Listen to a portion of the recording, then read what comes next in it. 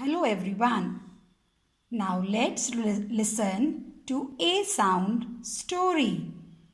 In a jungle there was an apple tree. Which tree? Apple tree. Many animals lived near it. Many animals lived near it. One day an alligator came there. Who came there? An alligator came there with an axe in his hand. With an axe in his hand. He wanted to cut the apple tree. Which tree he wanted to cut? Apple tree. The animals got very angry. The animals got very angry.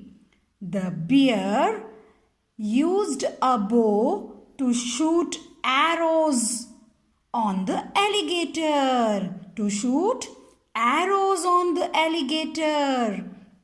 Little ant and squirrel threw apples on the alligator. Threw apples on the alligator. The alligator got scared and ran away. The alligator got scared and ran away. Thank you.